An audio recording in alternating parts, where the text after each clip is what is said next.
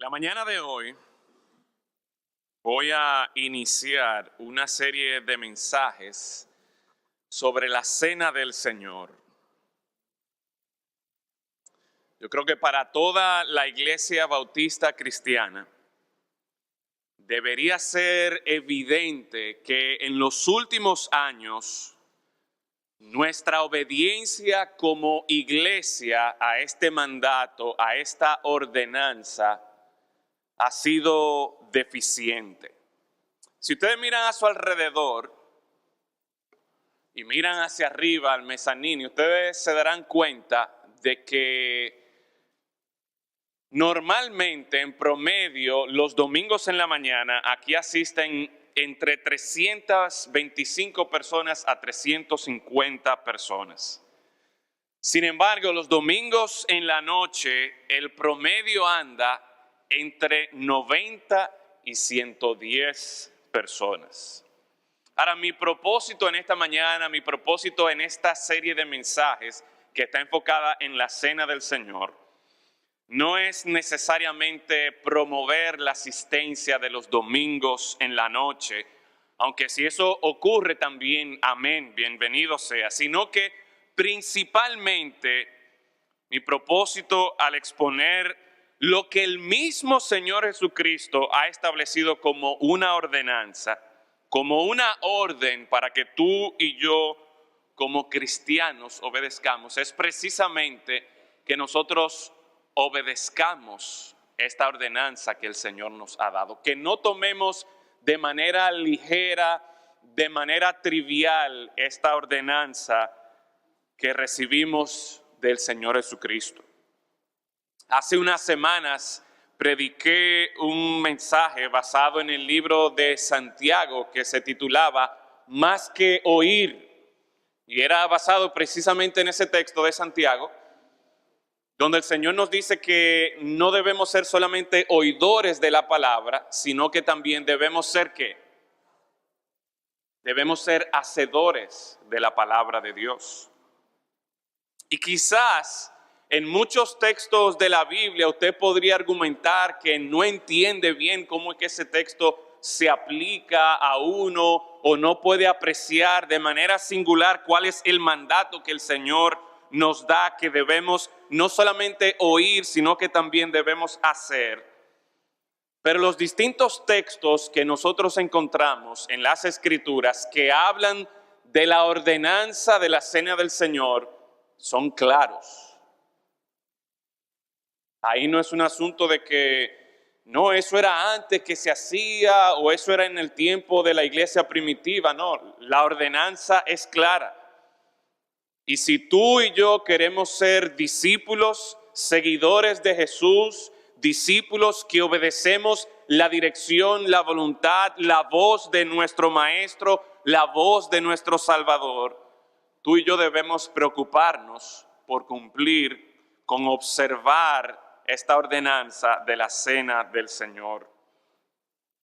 Así que en esta mañana yo les quiero pedir que vayan conmigo al primer texto que estaremos exponiendo sobre esta ordenanza que encontramos en Lucas capítulo 22. Lucas capítulo 22, y vamos a leer desde los versículos del 1 hasta el 23. Lucas capítulo 22.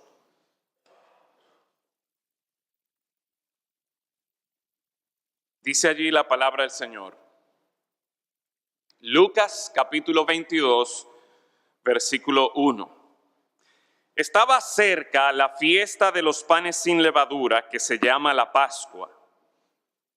Y los principales sacerdotes y los escribas buscaban cómo matarle, querían matar al Señor Jesucristo, porque temían al pueblo. Y entró Satanás en Judas, por sobrenombre Iscariote, el cual era uno del número de los 12. Y este fue y habló con los principales sacerdotes y con los jefes de la guardia de cómo se lo entregaría. Ellos se alegraron y convinieron en darle dinero, y él se comprometió y buscaba una oportunidad para entregárselo a espaldas del pueblo. Versículo 7. llegó el día de los panes sin levadura, en el cual era necesario sacrificar el cordero de la Pascua.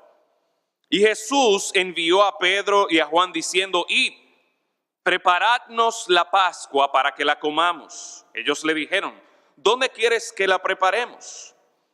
Él les dijo: he aquí, al entrar en la ciudad os saldrá al encuentro un hombre que lleva un cántaro de agua. Seguidle hasta la casa donde entrare y decid al padre de familia de esa casa: el maestro te dice, ¿dónde está el aposento donde he de comer la Pascua con mis discípulos? Entonces él os mostrará un gran aposento alto ya dispuesto. Preparad allí. Fueron pues y hallaron como les había dicho y prepararon la Pascua. Versículo 14. Cuando era la hora, se sentó a la mesa y con él los apóstoles y les dijo: cuánto he deseado comer con vosotros esta Pascua antes que padezca. Porque os digo que no la comeré más hasta que se cumpla en el reino de Dios.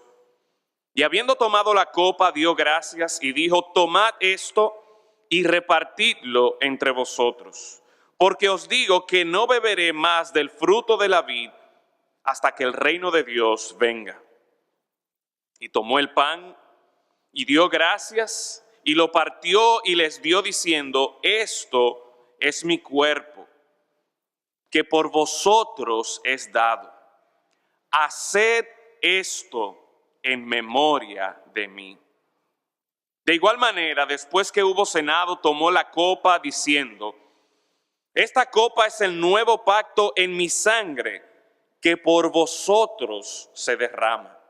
Mas he aquí, la mano del que me entrega está conmigo en la mesa. A la verdad, el Hijo del Hombre va según lo que está determinado. Pero ay de aquel hombre por quien es entregado. Entonces ellos comenzaron a discutir entre sí quién de ellos sería el que había de hacer esto. Vamos a orar. Padre, en esta mañana, una vez más nosotros nos presentamos ante ti y damos gracias, Señor, por la oportunidad que tenemos de tener entre nosotros tu palabra, de tener en nuestras manos la instrucción que tú nos has dejado en este mundo lleno de pecado, lleno de tinieblas y oscuridad. Y nos das, Señor, palabras de vida, nos das palabras que son luz a nuestros caminos. Y oramos, Señor, para que en esta mañana nosotros abrir tu palabra y considerar este texto y esta enseñanza, esta ordenanza que tú has dejado a tu iglesia, a tus discípulos, nosotros seamos de aquellos discípulos que no son solamente oidores, sino que también son hacedores de tu palabra. Que en esta mañana, Señor, sea tu Santo Espíritu que nos mueva a nosotros a reflexionar en cómo está nuestra obediencia a este mandato, a esta ordenanza que tú has dejado. Y que nosotros consideremos el propósito por el cual tú has establecido esta ordenanza.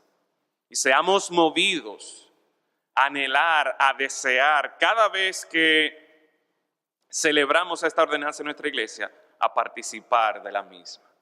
En Cristo Jesús lo rogamos. Amén.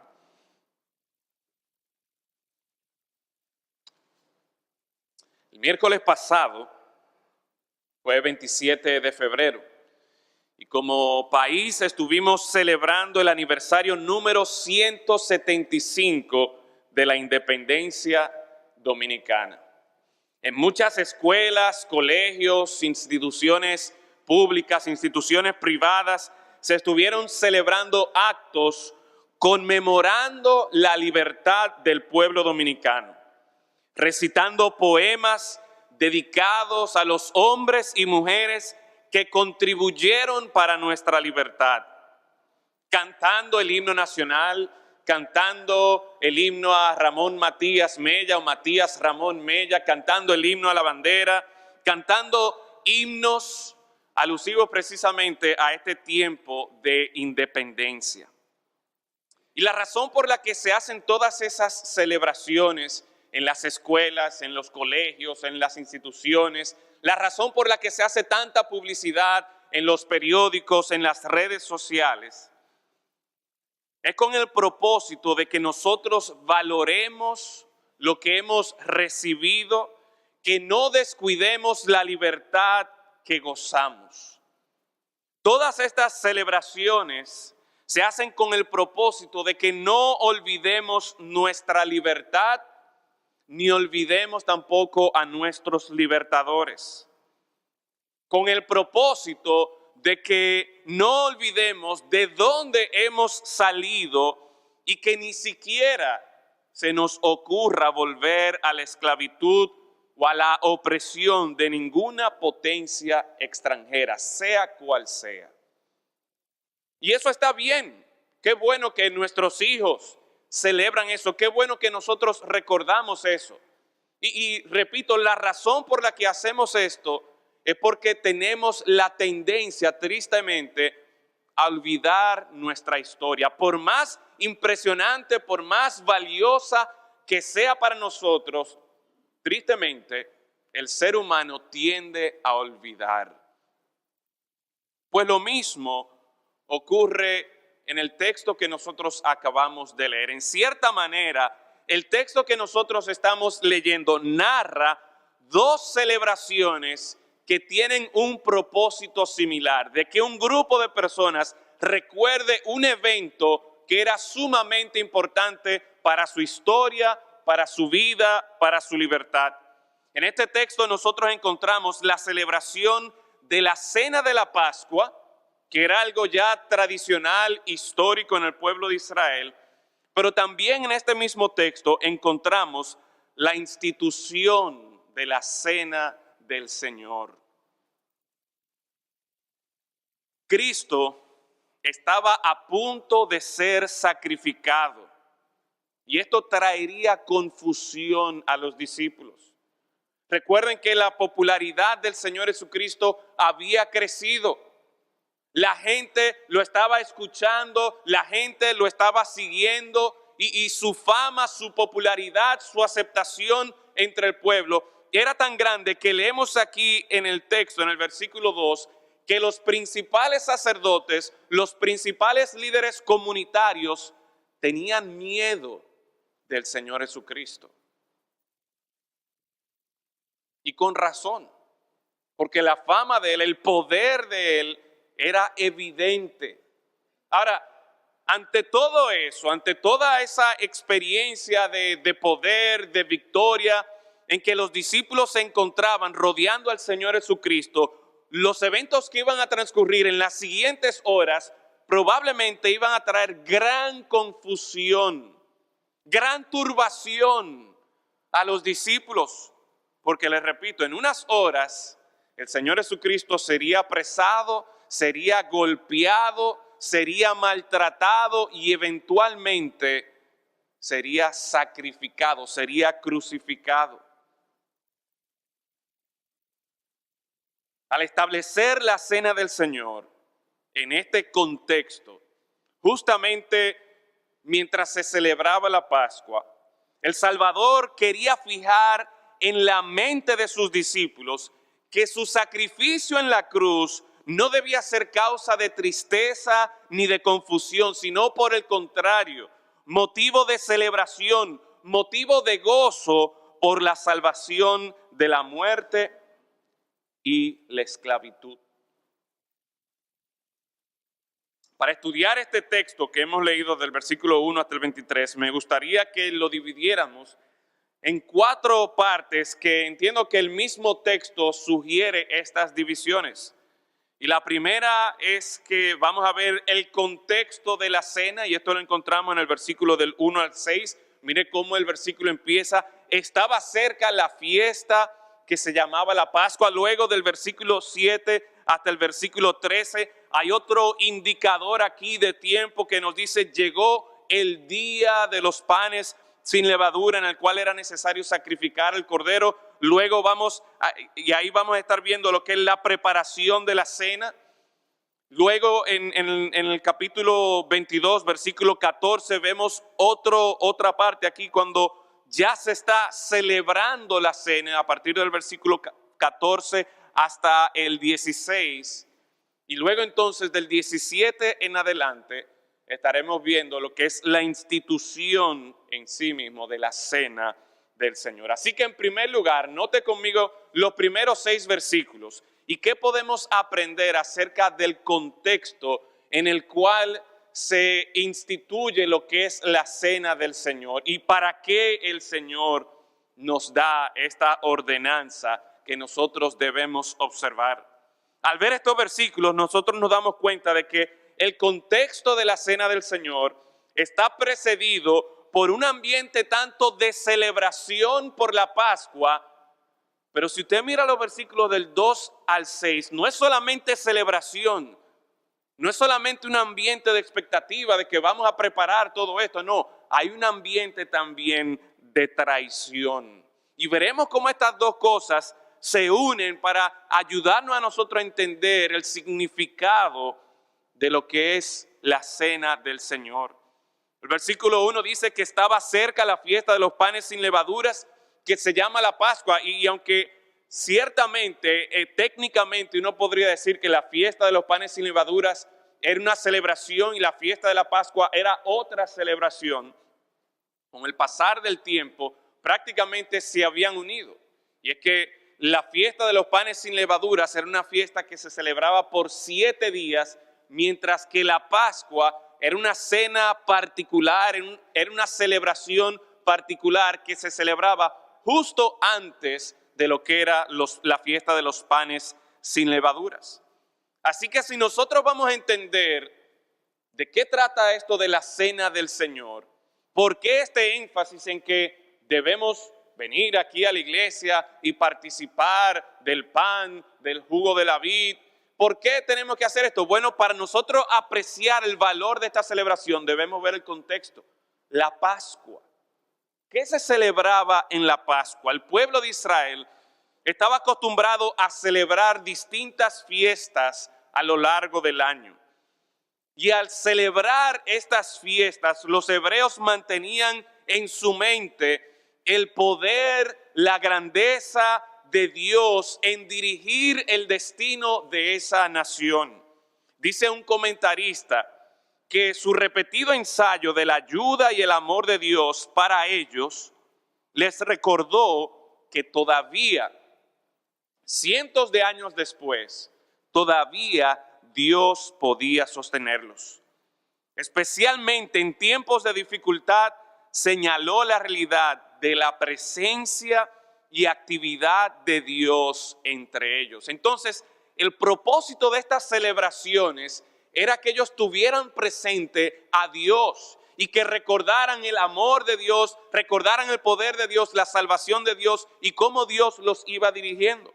De todas las celebraciones del pueblo de Israel, la celebración de la Pascua era una de las más especiales, en la que el pueblo recordaba el evento redentor más importante de la historia temprana, de los inicios de Israel como nación. Y de hecho, al día de hoy, la Pascua dentro del pueblo judío, dentro del pueblo de Israel, sigue siendo el evento festivo o el día festivo más importante del calendario judío. Ahora, ¿de qué se trataba la Pascua? ¿Qué se celebraba en la Pascua? En la Pascua se celebraba la liberación del pueblo de Israel de la muerte y la esclavitud en Egipto. Si usted se remonta al libro de Éxodo, capítulo 12, de manera particular, usted verá cómo el Señor mostró su poder, mostró su grandeza, librando al pueblo de Israel de dos cosas de manera particular. Y la primera es algo que no podemos perder de vista.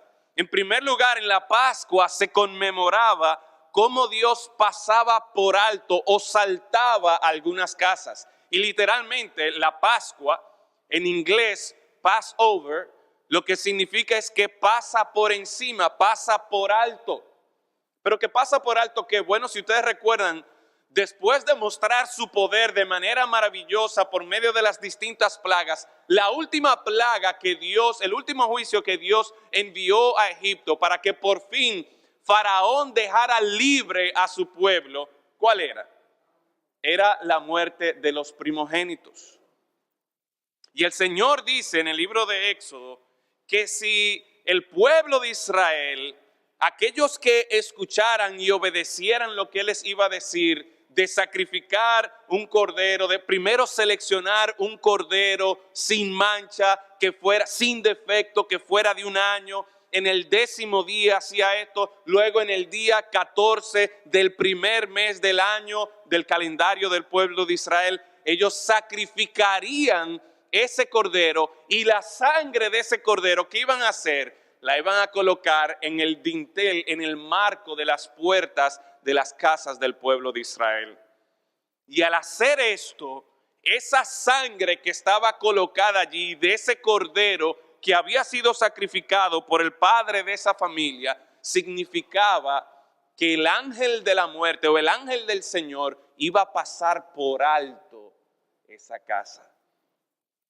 Así que, hermano, yo creo que desde un principio, al nosotros tener presente la celebración de la Pascua, la institución de la Cena del Señor, los eventos que iban a venir del sacrificio de Cristo, yo creo que desde un principio nosotros podemos apreciar cómo el Salvador, al darnos ordenanzas como la celebración de la Cena del Señor, su intención no es simplemente imponernos más cargas o rituales o más oportunidades para nosotros tener que venir aquí a la iglesia. No, su intención es que Él quiere que nosotros tengamos presente continuamente, recordando su poder, recordando su provisión de salvación, aún en medio de momentos difíciles. Así que desde el contexto de la celebración de la Cena del Señor, nosotros podemos ir viendo cuál es el propósito de Dios al instituir esta ordenanza de celebrar la Cena del Señor. No es simplemente ponernos un requisito más, no. Es que Dios sabe nuestra tendencia a olvidarnos. Dios sabe que en el día a día para nosotros es muy fácil ver lo que está a nuestro alrededor, ver mi propia fuerza, mi propia habilidad y olvidarme de que Dios está en los cielos y de que Dios vez tras vez ha mostrado su poder, ha mostrado sus maravillas, ha mostrado su amor en proveer salvación a su pueblo. Históricamente estas celebraciones tenían precisamente ese propósito de llevar al pueblo de Israel a recordar la grandeza y el poder de Dios para salvación. Y teniendo ese contexto fresco aquí en este texto de la Pascua, para nosotros también celebrar la Cena del Señor, vemos como de una forma u otra podemos también, a nosotros participar de la cena, recordar la grandeza, el poder de nuestro Dios, la provisión de Dios para salvarnos de la muerte por causa de nuestros pecados. Pero estamos viendo todavía solo el contexto, los versículos del 1 al 6. El versículo 1 nos adelanta de que mira, se estás por celebrar la Pascua y todo lo que eso implica. Pero juntamente con ese ambiente de celebración, juntamente con ese ambiente de gozo, también había un ambiente de traición. En el momento en que se está anticipando la celebración que tiene como propósito recordar la salvación de Dios, encontramos aquí que hay varios personajes que se están activamente oponiendo al plan de Dios. ¿Cuáles son estos personajes? Mire conmigo una vez rápidamente del versículo 2 al 6. Trate de identificar cuáles personajes nosotros encontramos aquí. Bueno, en el versículo 2 están los principales sacerdotes. ¿Y qué estaban haciendo ellos? Estaban buscando cómo era que ellos iban a matar al Señor Jesucristo. En el versículo 3 encontramos a otro personaje, a Judas, que más adelante leemos en el versículo 6 que estaba buscando oportunidad para entregarle al Señor Jesucristo a los sacerdotes. Pero me salté un personaje. Sí. Mire cómo en el versículo 3, antes de referirse a Judas, está hablando ahí de que Satanás, y entró Satanás en Judas, por sobrenombre Iscariote. Y el punto de todo esto, mis hermanos, es que detrás de los sacerdotes, detrás del mismo Judas, detrás de todos aquellos que se oponen al plan de Dios, ¿quién está? Satanás. Estaban tramando cómo era que iban a matar al Señor Jesucristo, pensando que si mataban a Cristo iban a desactivar el plan de Dios. Pero la ironía del plan redentor de Dios es que ellos, al llevar a cabo sus planes maquiavélicos, sus planes de asesinato, sus planes de homicidio, sus planes de traición en contra del Señor Jesucristo, realmente ellos estaban cumpliendo con el plan de Dios, dándole así, en cierta manera, la estocada final a Satanás. ¿Por qué? Porque ¿qué es lo que nos da a nosotros esperanza de salvación? Bueno, sí, la resurrección, pero antes de la resurrección, nosotros tenemos algo muy importante, y es la crucifixión. Es el hecho de que Cristo se sacrificó, es el hecho de que Cristo derramó su sangre para salvarnos a nosotros. Así que en medio de este ambiente, por un lado de celebración, pero por otro lado un ambiente de traición, nosotros podemos apreciar la soberanía de Dios. Dios estaba en control, manifestando así su poder, manifestando así su grandeza, y Dios sigue estando en control.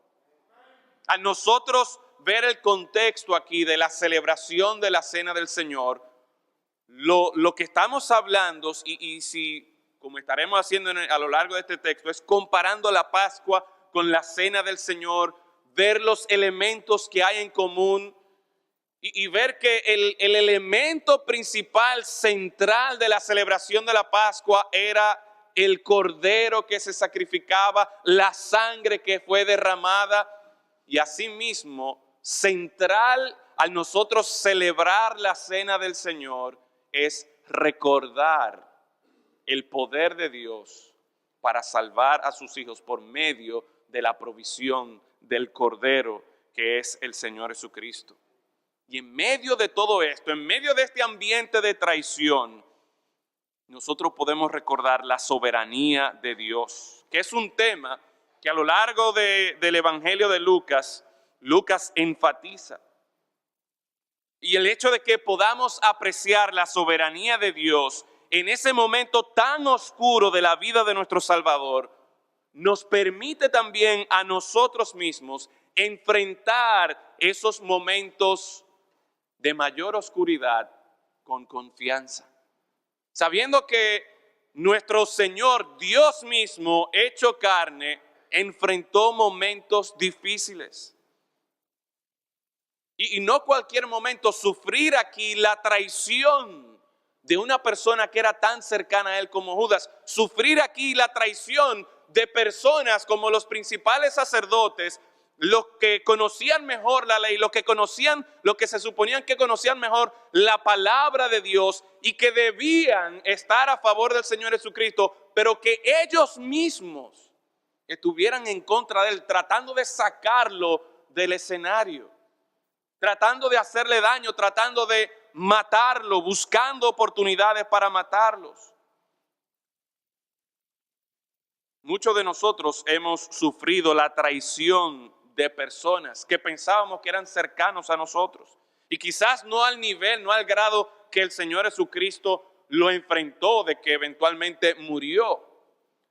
Pero sí hemos visto cómo personas allegadas a nosotros, como que nos clavan un cuchillo por la espalda. Y óyeme, yo nunca pensaba que iba a hacerme esto. Y hermanos, saben que a nosotros considerar la cena del Señor, aún mientras estamos celebrando la cena del Señor, el propósito de celebrar la cena del Señor es precisamente que recordemos el sacrificio de nuestro Señor Jesucristo. Y parte de ese sacrificio, parte de ese sufrimiento fue que Él experimentó la traición. De forma tal que cuando yo estoy participando de la cena del Señor y estoy recordando a mi Salvador, yo recuerdo que mira, yo he sufrido mucho, yo he sufrido la traición de amigos, yo he sufrido la opresión de otras personas, pero yo no estoy solo en esto. Mi Señor Jesucristo sufrió aún más que yo. Uno podría argumentar de que yo le he fallado a otra persona y por lo tanto me toca también que personas a mí me fallen. Pero el Señor Jesucristo nunca le falló a nadie. Sin embargo, Él sufrió la traición final. Si Él pudo hacerlo poniendo su confianza en ese plan redentor de Dios, el que nosotros recordemos en la cena del Señor el sufrimiento y sacrificio de nuestro Salvador nos va a ayudar a que día tras día, ya sea en nuestro trabajo, ya sea en nuestra casa, ya sea aquí en la iglesia, cuando suframos adversidad, nosotros recordar, mira, yo no estoy solo. Mi Salvador sufrió aún más que yo y mi Salvador siguió adelante. Y porque Él siguió adelante, poniendo sus ojos en Dios, en su buen plan soberano y sabio, yo puedo seguir adelante. Pero no cuando yo estoy enfocado en mi propia vida y en mis propios recursos. Y el celebrar la cena del Señor, hermanos, nos permite a nosotros, nos da a nosotros la oportunidad de recordar el sufrimiento y el sacrificio de nuestro Señor Jesucristo. Así que esto de que el primer domingo de cada mes nosotros celebramos la cena del Señor, más que un ritual, más que una imposición, más que, óyeme, otra cosa más que yo tengo que hacer en la iglesia, deberíamos nosotros verlo como una gran oportunidad para nosotros, aunque sea unos minutos, reflexionar y recordar a nuestro Salvador. Aquel que conoció la traición, aquel que conoció el sufrimiento, pero aquel que pudo seguir adelante obedeciendo la voluntad del Padre porque confiaba en el buen, sabio y soberano plan de Dios. De la misma manera, cuando nosotros celebramos la cena del Señor y lo hacemos teniendo en mente el contexto, teniendo en mente lo que significa, teniendo en mente, recordando lo que nuestro Señor Jesucristo sufrió, pues eso nos va a ayudar también a nosotros a poder cumplir, a poder gozosamente participar de esta ordenanza de la cena del Señor. Pero en segundo lugar, vemos los versículos del 7 al 13, donde se pasa, donde Lucas ahora nos describe allí la preparación de la cena del Señor. Miren cómo este indicador de tiempo, el versículo 1 dice, estaba cerca la fiesta de los panes sin levadura, pero ahora el versículo 7 nos dice, llegó el día de los panes sin levadura, en el cual era necesario sacrificar el cordero de la Pascua. Y aquí ahora ya nos está anunciando de que estamos en vísperas de ahora es el día de la celebración. Yo no sé cuántos de ustedes le pasa, a mí me pasa de manera particular celebrando la Navidad. ¿Desde cuándo usted empieza a escuchar música de Navidad? Algunos desde septiembre, y yo quizás soy por ahí, septiembre, octubre, generalmente en octubre yo estoy ya escuchando música de Navidad. Me encanta la música de Navidad, me encanta esa anticipación de la celebración de Navidad. Las luces, los regalos, las juntaderas con los amigos, con los hermanos, con la familia, la expectativa de que el 24 nos vamos a juntar donde los abuelos, donde papá, donde el tío. Y el punto es que del versículo 1 al 6 estaba esa anticipación. El versículo 7, ya llegó el día. Ahora es que nosotros vamos a celebrar. Ahora es que nosotros vamos a disfrutar de verdad de este tiempo. Y noten que en el versículo 8, Jesús envió a Pedro y a Juan diciendo: id, preparadnos la Pascua para que la comamos. ¿Y en qué consistía esto de preparar la Pascua? Bueno, hace un momento les hice referencia a cómo en el libro de Éxodo capítulo 12, cuando el Señor instituye en cierta manera lo que era esta celebración de la Pascua, el día 10 de ese primer mes del año calendario del pueblo de los judíos, se seleccionaba un cordero, y todo esto era un aparataje. Imagínense cómo aquí nosotros, que aunque quizás no comamos cordero, pero sí, ¿qué es lo que comemos el 24? ¿Qué hay en todas las casas el 24 en la noche? Un cerdo, ¿verdad? Y días antes muchas personas ordenan su cerdo, días antes muchas personas ubican que si va a ser en la Nacaona, o si va a ser en la Núñez de Cáceres, o si va a ser en la Kennedy, ya ubican el punto donde van a comprar su cerdo, preparándose para esa cena. Pero no solamente eso, sino como muchas veces en las familias de ustedes hay tradiciones, hay memorias que se han creado precisamente en ese tiempo de preparación.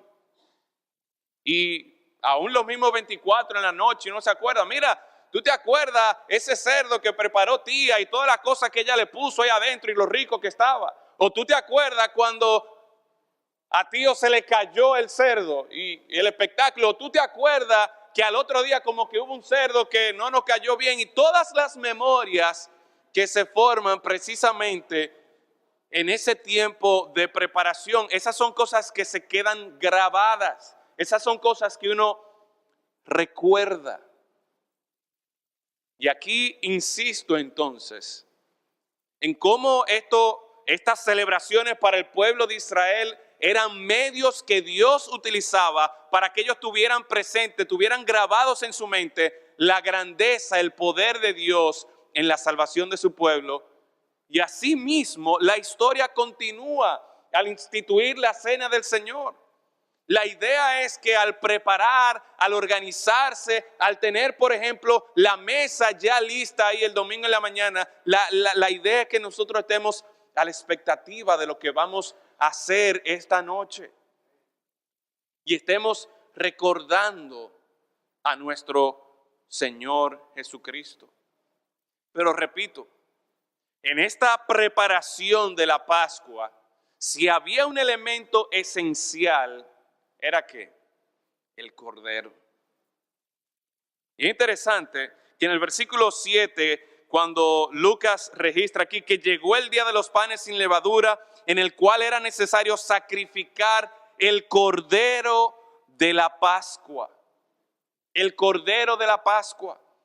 La idea aquí es que Lucas quiere que el lector tenga en mente en qué consistía esta celebración de la Pascua, cuáles eran los elementos esenciales, ¿para qué? Para que así nosotros podamos hacer una comparación con lo que es la celebración de la Cena del Señor.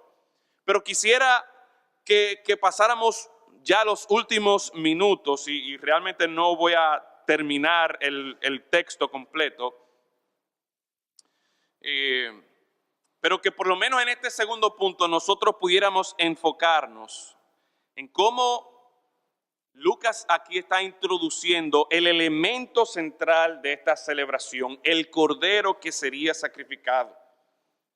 Y cómo era la tradición en ese tiempo de que los padres de familia debían seleccionar un cordero sin defecto, macho de 1 año, que debía ser guardado hasta el día 14, cuando sería inmolado, su sangre sería derramada. Esa sangre que fue derramada y que fue colocada en los dinteles de las puertas fue lo que provocó que el ángel del Señor pasara por alto esa casa, impidiendo que la muerte visitara ese hogar. Y al celebrar la Pascua, al preparar el cordero, al tener que matar al cordero, al ver la sangre derramada, ellos recordaban cómo esa sangre que fue derramada y que fue colocada sobre esas puertas, eso fue lo que provocó que Dios librara de la muerte a esas familias. Todos los hogares que obedecieron ese mandato fueron librados, fueron salvados. Aquellos hogares que no hicieron caso, aquellos hogares donde no se encontró la sangre del cordero, conocieron la agonía de la muerte. Y hermanos, aquí debe ser obvia la conexión entre la celebración de la Pascua y el propósito de Dios al invitarnos a celebrar la cena del Señor, de forma tal que recordemos el sacrificio del Cordero que es el Señor Jesucristo. Y así como los padres de familia, cada cual tenía la responsabilidad de escoger el mejor cordero sin defecto, con las especificaciones que el Señor había planteado, y era la responsabilidad de los padres de familia escoger ese cordero, sacrificar, llevarlo al templo para que lo sacrificaran y recordar la sangre que fue derramada. ¿Quién escogió a Cristo como cordero? Cuando Juan vio al Señor Jesucristo que se acercaba en el Jordán, él dijo: he aquí el cordero de ¿quién?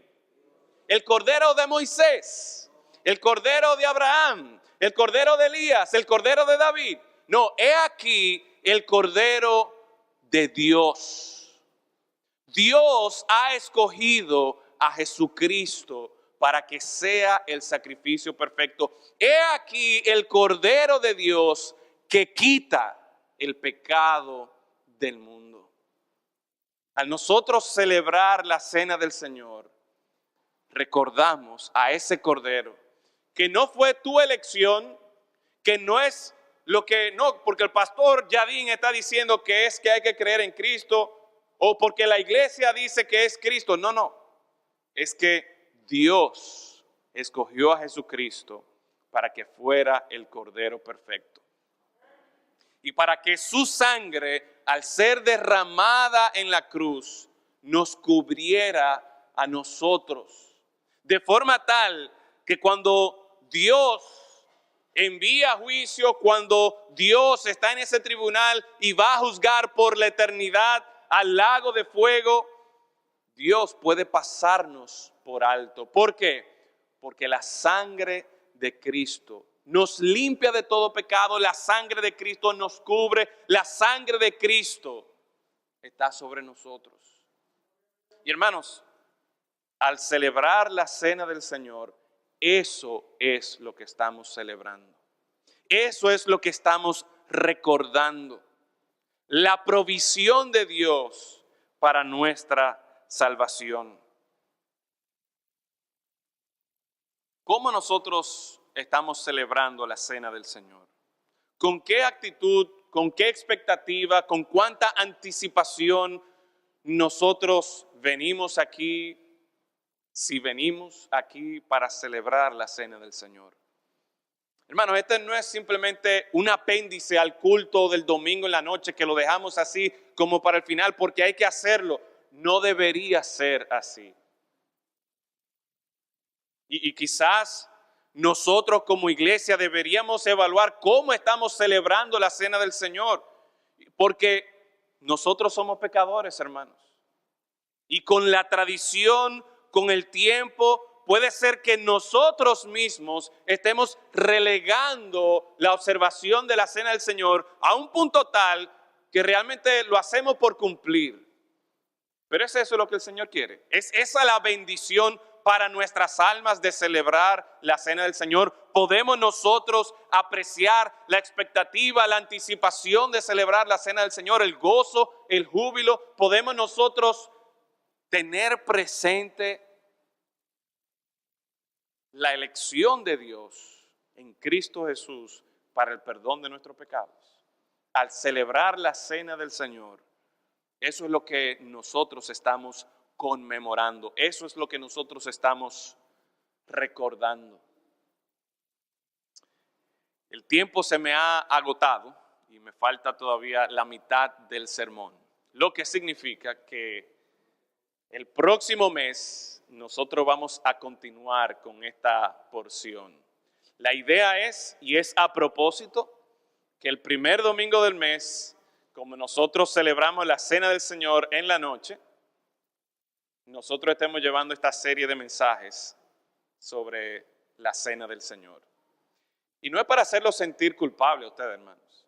Pero si se siente culpable, venga esta noche. Si el Señor ha traído convicción a su corazón, a su espíritu, no sea solamente oidor de la palabra, sea también hacedor. Y yo espero que por lo menos con estos 2 puntos ustedes hayan podido apreciar que la intención del Señor al instituir la Cena del Señor no es simplemente cargarnos a nosotros con más cosas que hacer, con más rituales que observar. No, la intención del Señor es ayudarnos, porque Él sabe nuestra tendencia a olvidarnos de fechas, de eventos importantes. Y no hay un evento más importante para nosotros que lo que es el sacrificio de nuestro Señor Jesucristo. Lo que representa la libertad de la esclavitud a nuestros pecados, lo que representa la libertad de una condenación y una muerte segura por causa de nuestros pecados. Y aunque en esta mañana me he dirigido a cristianos, porque somos los cristianos que participamos y observamos esta ordenanza de la Cena del Señor, el Señor espera que todos nosotros recordemos esto. Y quizás el primer paso que tú tienes que dar en esta mañana es de reconocer a Cristo como tu Señor y tu Salvador. Reconocer que si tú permaneces en tus pecados, que si la sangre de Cristo no cubre tus pecados, lo que te toca es una condenación y una muerte segura. Y una de las razones por las que el Señor ha instituido la Cena del Señor es que sirva también como un aviso, que sirva también como un mensaje, como un anuncio de estas buenas nuevas de salvación en Cristo Jesús. Vamos a orar. Padre eterno, gracias damos por Cristo. Gracias damos porque Él es el Cordero perfecto que quita nuestros pecados. Señor, gracias porque tú has dado esta ordenanza de la Cena del Señor que nos permite a nosotros recordar el sacrificio de Cristo, que nos permite a nosotros anunciar el Evangelio, la esperanza de salvación, de perdón de pecados, por medio del sacrificio de Cristo en la cruz. Ruego, Señor, que todos los que estamos aquí aprendamos a valorar, nos comprometamos con recordar ese sacrificio de Cristo y dispongamos nuestro corazón para cumplir con esta ordenanza de la Cena del Señor. En Cristo Jesús lo rogamos.